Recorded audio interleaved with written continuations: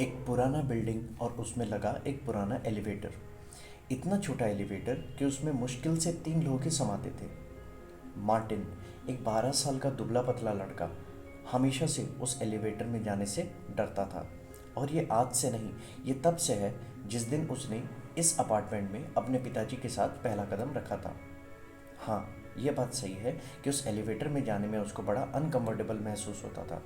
उसको ये हमेशा से डर लगता था कि कहीं ये एलिवेटर गिर ना जाए। और जहाँ ये बात रहा इस एलिवेटर का, ये एलिवेटर उसको ज़्यादा खास पसंद नहीं था। शायद उस एलिवेटर में लगी लाइटिंग की वजह से, जो कि बहुत अच्छे नहीं थे, या फिर उस एलिवेटर की दीवार जो कि बिल्कुल साफ़ नहीं थे और बहुत गंदे थे, या फिर उस एलिवेटर का दरवाज़ा की वजह से जो कि ज़्यादा देर खुला नहीं रहता था, और जब भी वो बंद होता वो बहुत तेज़ सा आवाज़ करते हुए बंद होता था। या फिर इस एलिवेटर का कांपना जब वो एक मंजिला से दूसरा मंजिल की ओर बढ़ता था। ऐसा कांपता था ये एलिवेटर कि जैसा लगता है कि ये थक सा गया है। या फिर ये भी कारण हो सकता है कि एलिवेटर कुछ ज़्यादा ही छोटा था। इतना छोटा कि अगर उसमें 2 लोग भी आ जाएं तो ऐसा लगता था कि एलिवेटर में बहुत भीड़ हो चुका है। उस अपार्टमेंट की जो सीढ़ियाँ थी वो भी कुछ खास अच्छे नहीं थे। एक बार स्कूल से आते वक्त मार्टिन ने सीढ़ी से अपने घर जाने का कोशिश किया। सीढ़ियों के आसपास कहीं खिड़की भी नहीं थे और वहाँ के लाइट्स भी अच्छे खासे काम नहीं कर रहे थे। सीमेंट की सीढ़ियों पे चढ़ते वक्त मार्टिन के कदम जब सीढ़ियों से टकरा रहे थे तो वहाँ पे इको हो रहा था आवाज़। ऐसा इको हो रहा था कि मार्टिन को लग रहा था कि कोई उसके पीछे धीरे धीरे से उसको फॉलो कर रहा है। जब वो अपना घर पहुंचा 17वें माले पे, वो सांस लेने में उसको तकलीफ हो रहा था। मार्टिन बहुत ही ज़्यादा हाँप रहा था। मार्टिन के पिताजी घर पे काम करते थे। उस दिन जब मार्टिन हाँपता हुआ अपना घर पहुंचा, मार्टिन के पिताजी बहुत गुस्से से उसके तरफ देखे और कहा, तुम एलिवेटर लेके क्यों नहीं आए? उनका चेहरा जैसे मानो ये कहना चाहता हो अपने बेटे से कि ना ही तुम सिर्फ दुबले पतले और कमज़ोर हो, स्पोर्ट्स में खराब प्रदर्शन करते हो, बट तुम एक डरपोक भी हो। उस दिन के वाकया के बाद मार्टिन हमेशा से एलिवेटर पे जाने लगा। वो अपने आप को ये कहने लगा मन ही मन में कि मुझे इस एलिवेटर का आदत डालना है। उसी तरीके से जिस तरीके से मार्टिन अपने स्कूल में गुंडों से आदत डालता था, उन लड़कों से जो उसको स्कूल में हमेशा से परेशान करते थे। मगर मार्टिन को उस एलिवेटर का आदत नहीं लगा। वो हमेशा से डरता था कि कभी न कभी एलिवेटर अचानक से रुक जाएगा और मार्टिन उसके अंदर घंटों तक अकेले फंस के रह जाएगा। ऐसा बात नहीं है कि मार्टिन अकेले जाने से लिफ्ट में डरता था। लिफ्ट में जब बाकी लोग भी उसके साथ रहते थे तब भी उसको वो चीज़ पसंद नहीं आता था। वो बिल्कुल भी नहीं चाहता था कि बाकी लोग उसके इतने नज़दीक खड़े रहें। लिफ्ट में अक्सर एक बात उसको बिल्कुल भी पसंद नहीं आता था। वो ये था कि कैसे इतने सारे लोग लिफ्ट में होने के बाद भी एक दूसरे को मुश्किल से देखते थे और वो हमेशा अपनी नज़र कहीं दूर गड़ा के खड़े रहते थे। एक सुबह एलिवेटर 14वें माले पे रुका।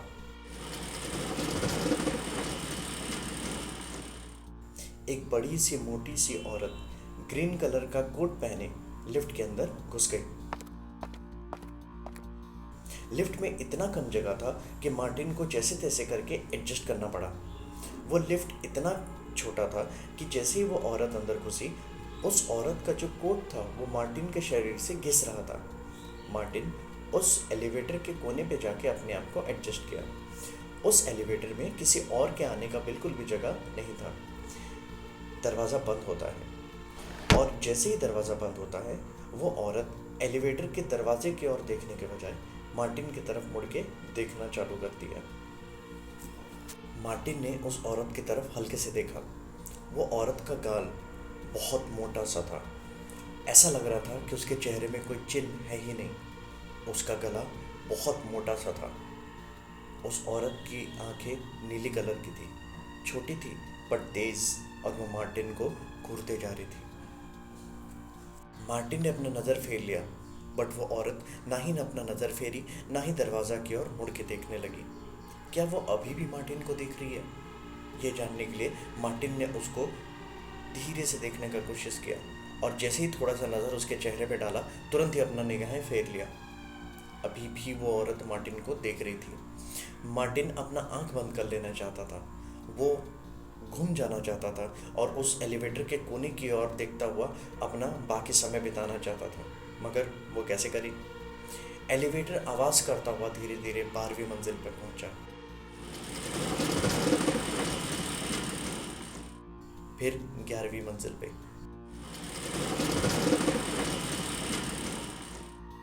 उस औरत की छोटी छोटी निगाहें अभी भी मार्टिन को देख रही थी। क्या वो पागल है? ऐसा क्यों वो मार्टिन की तरफ घूर के देख रही थी? उसके दिमाग में क्या चल रहा था? वो आगे क्या करने वाली थी? मगर वो औरत ने उसे कुछ भी नहीं किया। वो सिर्फ उसे घूरते रही। जब एलिवेटर पहले माले पे पहुंचा, मार्टिन का तो ये मन कर रहा था कि वो तेजी से दौड़ता हुआ वहां से बाहर निकल जाए, मगर उसके रास्ते में वो औरत खड़ी थी। वो सिर्फ और सिर्फ इंतज़ार कर सकता था कि जैसे ही वो लिफ्ट रुके, औरत बाहर निकले, वो तेजी से दौड़ता हुआ बाहर चला जाए। और ऐसा ही उसने किया। दौड़ता हुआ वो बाहर निकल गया और वो बिल्कुल भी ये नहीं सोचा कि वो औरत उनके बारे में क्या सोचती होगी। अपने स्कूल पहुंचने तक वो सीधा दौड़ता ही रहा। मार्टिन दिन भर उस औरत के बारे में सोचता रहा। क्या वो औरत उस बिल्डिंग में रहती है? क्योंकि वो उस दिन से पहले उस बिल्डिंग में उस औरत को कभी नहीं देखा था। शायद वो किसी से मिलने आई होगी, बट सुबह के 7:30 बजे कौन किससे मिलने आता है? मार्टिन जब स्कूल से वापस लौटा, वो बहुत ही नर्वस महसूस कर रहा था, मगर वो ये भी सोच रहा था कि मैं क्यों एक ओल्ड लेडी से डरूं। वो अपने आप पे बहुत शर्मिंदगी महसूस कर रहा था। वो लिफ्ट के पास पहुंचा, लिफ्ट का बटन दबाया और लिफ्ट के अंदर चला गया। इस बार वो उम्मीद कर रहा था कि लिफ्ट कहीं भी बीच में ना रुके, मगर लिफ्ट रुका, वो भी तीसरे माले पे।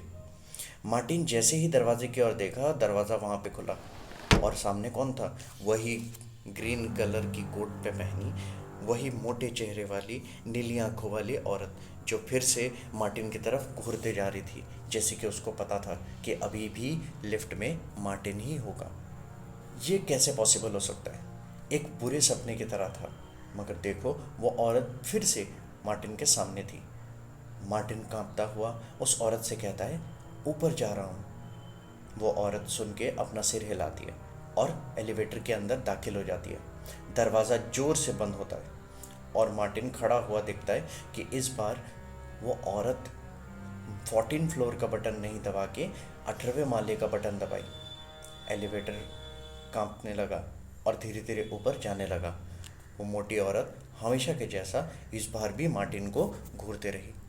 आज ही तो सुबह वो औरत 14वें माले पे घुसी लिफ्ट पे और तीसरे माले पे उतर गई, पर अभी वो 18वां माला क्यों जाना चाहती है?